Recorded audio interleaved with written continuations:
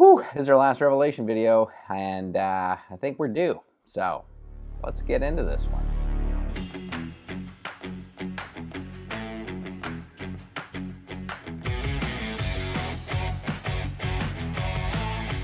Hello everybody, it's Friday, June 24th. I'm your companion Adam Demore for the next 4 minutes, and today we're talking about all things new. Finally, the end is nigh. Nigh? We left off where Satan staged a coup to conquer Jesus and failed.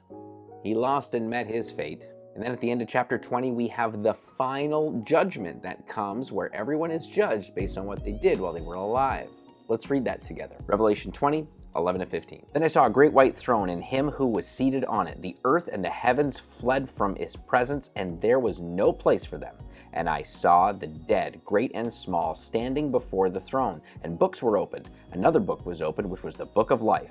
The dead were judged according to what they had done as recorded in these books. The sea gave up the dead that were in it, and death and Hades gave up the dead that were in them. And each person was judged according to what they had done. And death and Hades were thrown into the lake of fire. The lake of fire is the second death. Anyone whose name was not found written in the book of life was thrown into the lake of fire. There's many varying views on what this is and who the dead are that are being judged, but there's one clear thing we need to see here. We all have an eternity to look forward to after this life.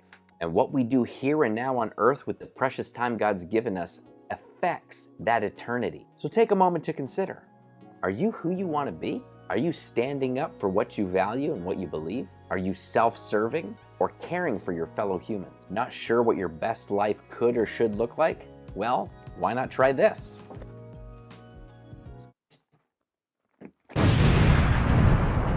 Bible. Jesus teaches us how to live and gave us the means to do it. He offers us forgiveness, or we could choose fair justice, and we see how that's gone so far.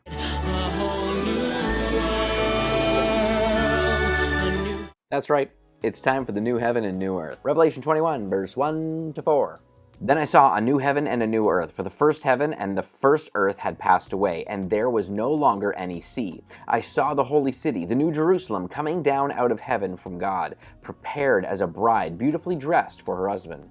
And I heard a loud voice from the throne saying, "Look, God's dwelling place is now among the people, and he will dwell with them. They will be his people, and God himself will be with them and be their God. He will wipe every tear from their eyes. There will be no more death, no mourning or crying or pain, for the old order of things has passed away." Remember when Jesus said, "There are many rooms in my Father's house, and I'm going to prepare a place for you.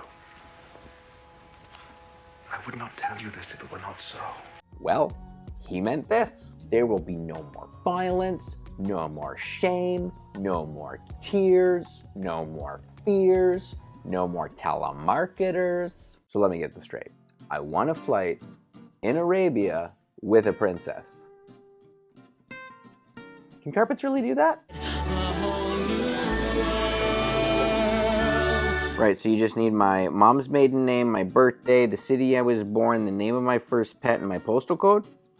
The world will be as it should be. The new Garden of Eden, eternity with our loving Creator. Some people worry about the end times and fear the various signs that point to it coming soon. You have nothing to fear. God didn't send you this message of hope so that you could just worry your life away, but rather to be changed by that message and in turn help others find freedom too. While we wait for the end, we should stay occupied, participating in the Lord's mission to get as many people that we can find to be part of the new heaven and new earth. We're going to take a little break, a week off or two, but we will catch you again in the next 4 Minute Friday.